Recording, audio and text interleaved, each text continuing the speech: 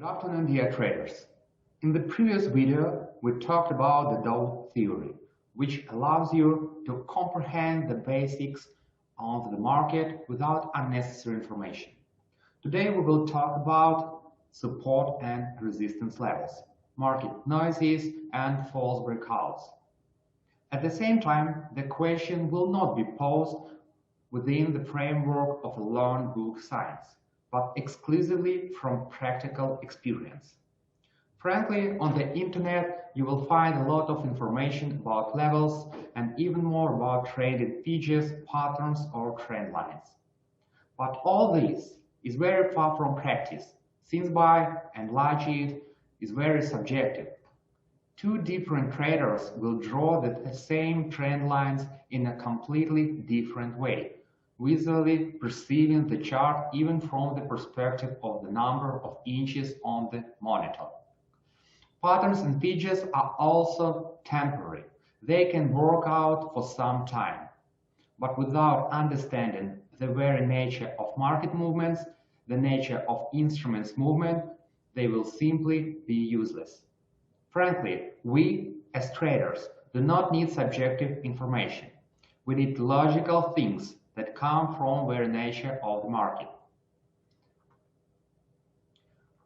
It should be understood that the market is changing, volatility is changing, and, for example, the market of 2000s or 2008, which can be called unidirectional and especially on sales, and drew trading gurus who simply knew how to keep.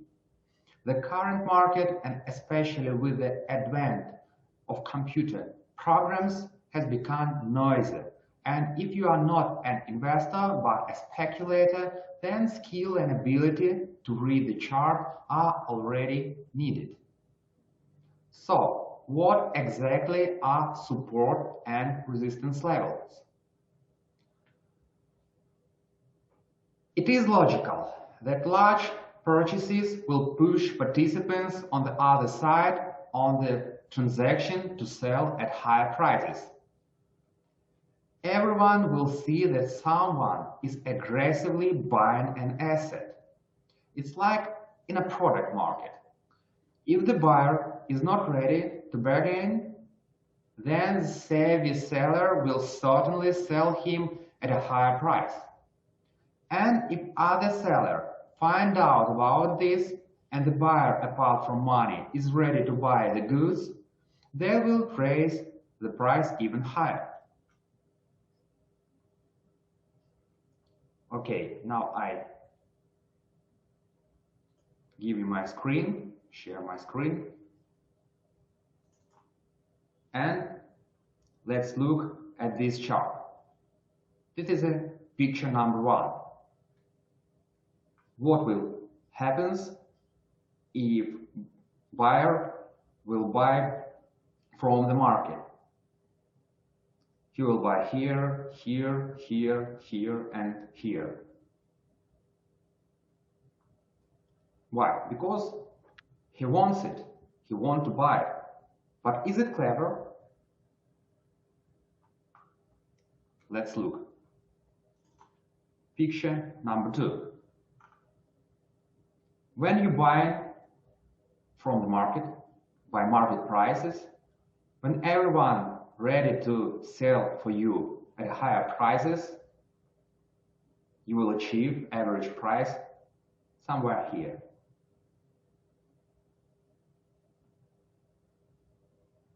So, when buying by market, your average price will be far from the first purchase position, but your task is to make a profit. What will happen if you decide to close your large position at the same time and again on the market? Everyone will see the seller's assertiveness, right?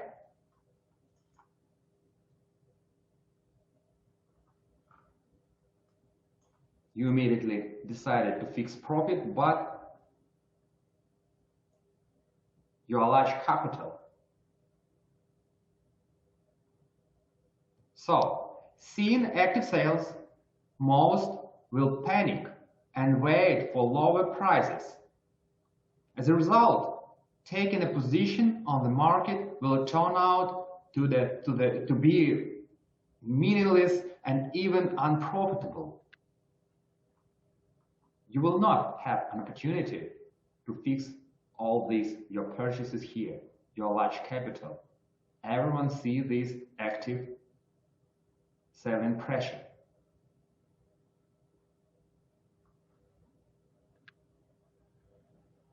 So, is it convenient for you? As you are trading like a huge capital, it's necessary for us, for small capital, to understand the market nature. So, how can you get a position?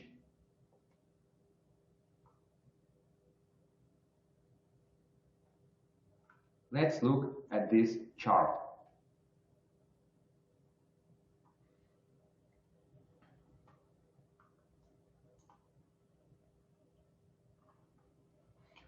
There are so-called limit orders on the market. That is, you are ready to buy an asset and at a certain price.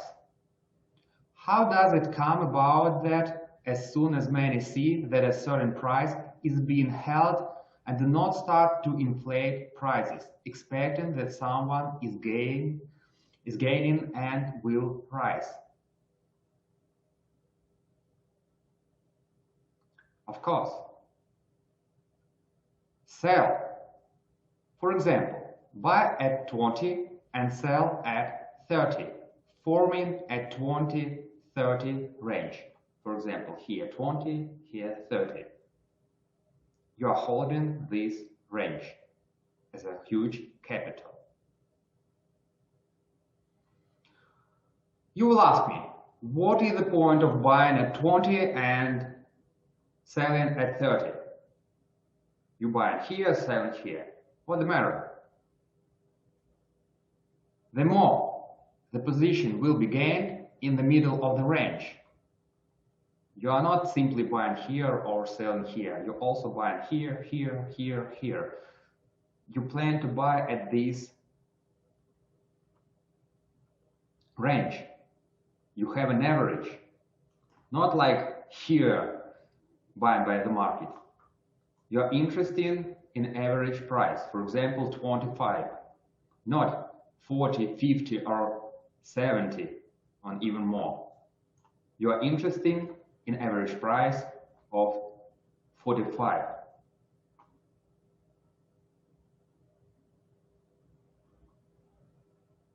So, what happens in this situation? Here, everyone seeing this range. Everyone watching this range. And everyone waiting to buy from 20 and to sell at 30, because everyone sees this range and everyone wants to have a profit. Let's look at this chart. Chart number 6.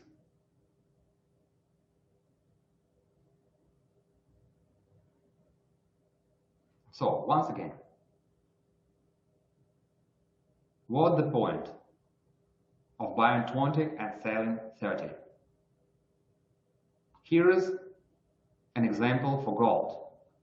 Just when you can influence the market with your volume, you buy large shares of support and sell in smaller shares of resistance. All this is done in order not to let the price out of the range at the moment of entering your large position. Thus, you gradually form your position. We bought 1,000 lots and sold 500 lots, and so on, while the position is being formed. Here, an example for you. The same picture, but new information. That's the point. Here you buy 1,000 lots, and here you sell 500 lots. So when you're doing like this, it's a simple example for you. You can understand.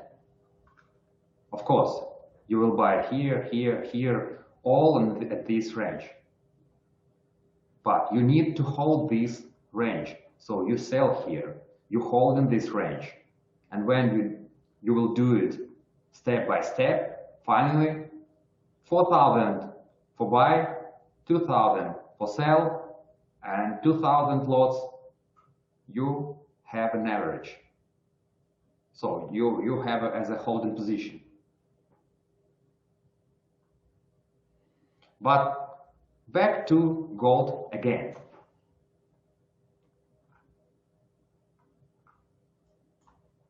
You see, something happened here. And it's not an accurate range with this false breakdown. So, and you will see that not everything is as ideal for a speculator as one would like. The price seems to go down from the range here. You see? Breakdown.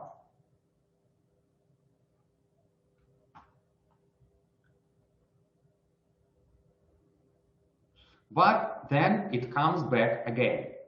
This is called false breakout, realizing that many traders see the same levels, as an example, 20, 30 range, yeah? And try to hook them. A large participants sometimes deliberately drop the price lower in order to collect a stop-loss orders, and thus quickly form a position, buying out the position of the panicking crowd. So once again, this example will go. Everyone sees this range, and when everybody tries to buy here, it's a logic. It's not a bad idea. You're trading like you expect that sometimes it will be stop loss, but mathematics with percentage winning position and potential will give you a positive mathematic background. As a speculative trading, we have another aims. We're trying to predict probability. We're trying to trade probability. Here we have probability that range will be holding, but range did not hold. And everybody believes that price will go lower and lower and lower. But immediately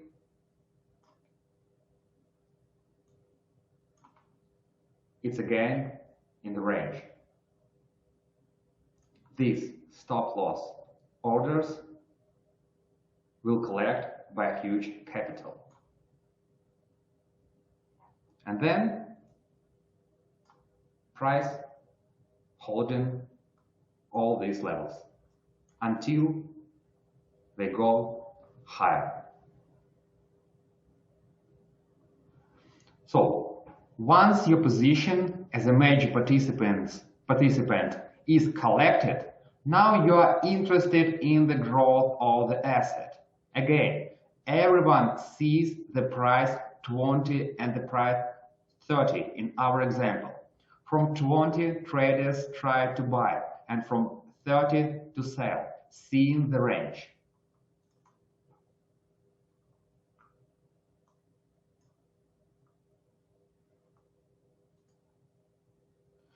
But you no longer need this range. You have gained a position. You have average price. You have your planning position, your volume. Therefore, on the threshold of 30, you are no longer selling. Here, you're no longer selling as a huge capital, but buying, pushing the price above 30. If the breakout is true, then as a rule, an impulse follows due to the involvement of new buyers and the retreat of those who were on the sale. It's named short squeeze. Then you, as a major participant, gradually begin to dump the position to the public, which is already in a frenzy waiting to immediately buy the asset. But do it gradually, without interfering with the rise in prices and without extinguishing the excitement. This is how a major participant acts. As traders, we need to understand the very nature of movements. Now, what is noise? Let's look next picture.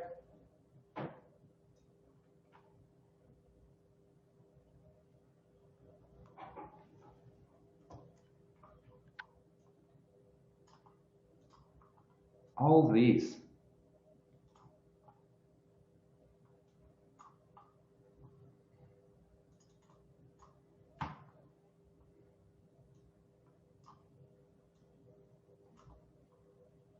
in this range we call noise.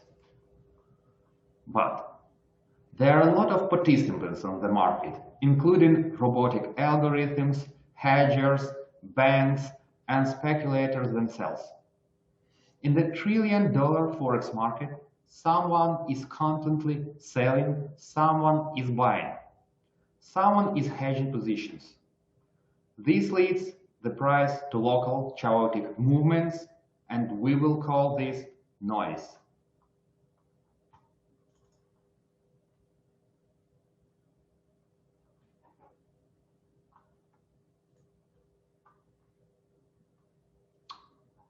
You know, the biggest problem for newcomers to the market is that they try to trade constantly, getting dubious positions within the noise, instead of considering exceptionally strong situations.